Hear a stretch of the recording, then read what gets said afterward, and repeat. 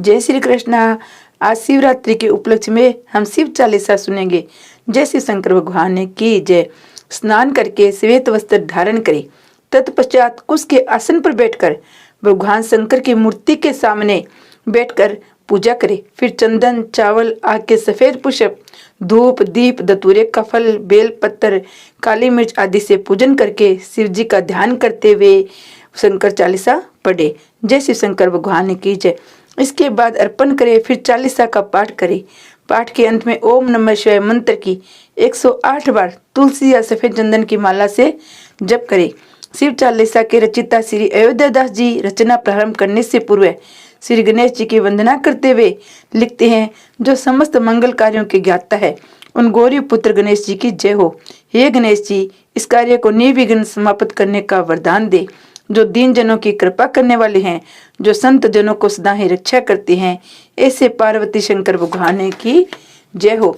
जिनके मस्तक पर चंद्रमा शोभायमान है, जिनके कानों में नागमणि के कुंडल धारण किए हुए हैं, जिनके अंग गौरवर्ण है, सिर से गंगा की धारा बह रही है, गले में मुंडों की माला है, शरीर पर भस्म लगा हुआ है, जिन्होंने शेर की खाल का वस्त्र धारण किया है, ऐसे शिव की शोभा देखकर नाग और मुनि भी मोहित हो जाते हैं।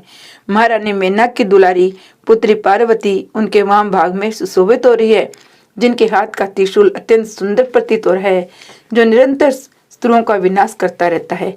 भगवान शंकर के समीप नंदी व गणेश जी ऐसे सुंदर लगते हैं जैसे सागर के मध्य कमल शोभायमान होता है। श्याम कार्तिकेय और उनके करोड़ों गुणों की छवि का बखान करना किसी के लिए संभव नहीं है। हे प्रभु, जब जब भी देवताओं ने आपके सम्मुख पुकार की है, तब तब आपने उनके दुखों का निवारण किया है। जब तारकासुर ने बहुत अधिक उत्पात किया, तब सब देवताओं ने मिलकर अपनी रक्षा करने के लिए आपको जुहार की। तब आपने तुरंत सदानंद स्वामी कार्तिकेय को भेजा, जिन्होंने क्षण मात्र में तारकासुर राक्षस को मार गिराया। आपने शिवन जलंधर नामक असुर का संहार किया, जिससे आपके यश और बल का सारा संसार जानता है।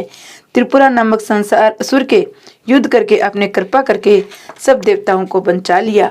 जब राजा भागीरथ ने गंगा को पृथ्वी पर लाने के लिए महातप किया, तब आपने अपने जटाओं से गंगा की धारा को छोड़कर उनकी प्रतिज्ञा को पूरा किया था। संसार के सभी दानियों में आपको सबसे बड़ा दानी नहीं है। भक्त आपकी सदा ही वंदना करते रहती हैं। आपके अनादि होने का भेद कोई बात नहीं बता सकता। वेदों में भी आपके नाम की महिमा गाई गई है।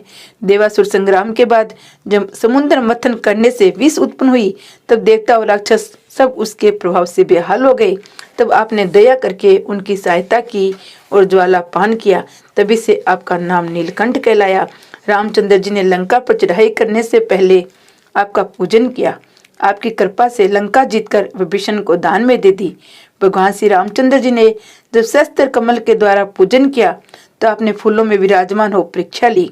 जब आपने कमल का एक फूल अपनी माया से लुप्त कर दिया, तो श्री रामचंद्र जी ने कमल के फूल के स्थान पर अपने नयन रूपी पुष्प से आपका पूजन करना चाहा। जब आपने राघवेंद्र की इस प्रकार की कठोर भक्ति देखी, तो प्रसन्न होकर उन्हें मनवांछित वर प्रदान किया, जो अनंत है और जो अविनाशी है।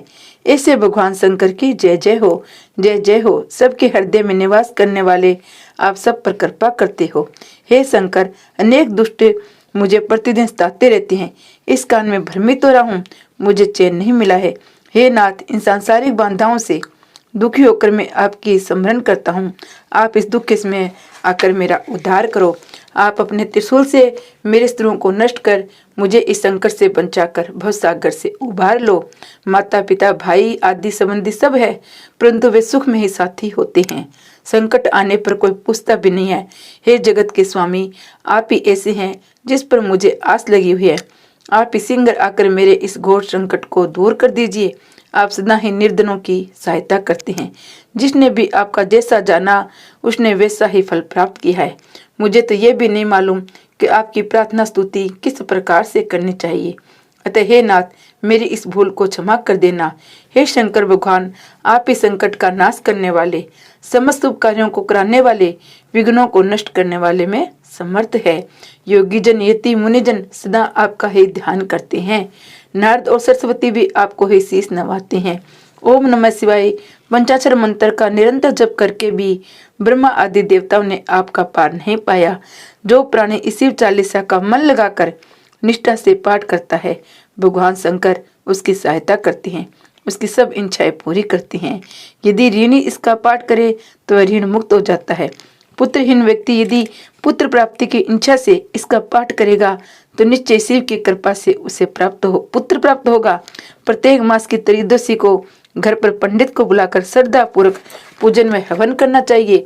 त्रयोदशी का व्रत करने वाले व्यक्ति के शरीर में मन को कोई क्लेश दुख नहीं रहता है। धूप दीप नैवेद्य से पूजन करके शंकर जी की मूर्ति के सामने बैठकर ये पाठ करना चाहिए। इस प्रकार पाठ करने वाले के जन्म जन्मांतरों के पाप नष्ट हो जाते हैं। अंत में वह शिव के धाम में जाकर वास करता है, अतः वह मोक्ष प्राप्त करता है। अविद्यादास जी कहते हैं, हे शंकर जी, हमें आपकी आशा है। मेरे समस्त दुखों को दूर कर आप मेरी मनोकामनाएं पूर्ण करो। प्रातःकाल के नित्य क्रम के पश्चात शिव चालीसा का 40 बार प्रतिदिन पाठ करने से भगवान शंकर मनोकामना पूर्ण करते हैं। हेमंत ऋतु मंगसर मास की छठ तिथि संवत 64 में ये 40 रूपी शिव स्तुति लोक कल्याण हुई थी। माता पार्वती के पति भगवान शंकर की मैं वंदना करता हूँ। वे उनके चरणों में शीश नवाकर प्रार्थना करता हूँ कि वे मेरी सहायता करे। नंदी जिनका वाहन है, नागों को जिन्होंने अपने अंगों को धारण किया है, जो नित्य प्रति संत जनों को सुख प्रदान करने वाले हैं, ऐसे नीलकंठ भगवान शंकर जी है। उन्हें हमारा प्रणाम स्वीकार करो। जिनके गले में मुंडों की माला है, जो सिर पर जटा धारण किए हैं, वाम अंग में पार्वती जी विराजमान है, ऐसे पर्वतों के राजा भगवान शंकर जी है। महान दानी को देखकर सेंस और शारदा भी उनके पुकारते हैं। कामदेव को नष्ट करने वाले ऐसे काशीपति भगवान शिव हाथ में त्रिशूल चक्र धारण किए हुए हैं, जिनकी उज्जवल कला को देवता भी निहारा करते हैं। चारों वेदों में इनका ये गान किया गया है। ऐसे भगवान शंकर हमारी रक्षा करते हैं। जो निराली भांग को पीकर नित्य प्रति मदहोश रहते हैं, वे शंभु विशाल समाधि में लीन है। उनके अंगों पर सर्प शोभामान है। जिनके गले में मुंडों की माला शोभा दे रही है, जो हाथ में विशाल डमरू लिए हैं। मृगछाला को जिन्होंने अपने शरीर पर लपेट रखा है, शरीर पर बसमें लगाए हैं, वे शिव कितने शोभामान हैं। समस्त देवता जिनकी शरण में हैं, जो भक्तों का पालन करने वाले, अकाल मृत्यु को दूर करने वाले हैं, ऐसे शंकर जी सिर पर जटाओं को बढ़ाए हुए हैं। स्तुति के रचिता भगत है। हे गिरिजापति, जैसे आपने काम को जलाया था, वैसे मेरी तृष्णा को जलाकर मुझे निहाल करो। जिन्होंने मगरमच्छ त्रिपुर राक्षस का वध किया, जिन्होंने काम को जला डाला, जिनके शीश पर गंगा की धारा भी है। जिस प्रकार गंगा की धारा अपार है, उसी प्रकार उनकी महिमा भी तीनों लोक पृथ्वी आकाश पाताल में फैली है। जिनके मस्तक पर चंद्रमा सुशोभित है, वे समस्त सुखों के स्वामी शिव हमारे रक्षक है। जिन्होंने बात ही बात में सारा जहर पी लिया, वे भक्तों के रखवाले भगवान शंकर है, जिनका वेदों ने भी वर्णन किया है। भगत जी कहते हैं, जो यज्ञ के चारों भागों के स्वामी हैं, गिरिराज की कन्या गौरी जिनके साथ है, वही हमारे स्वामी है। 8 गुरु जानते हैं, जिनका मुख्य चारों वेदों की वाणी का रूप है।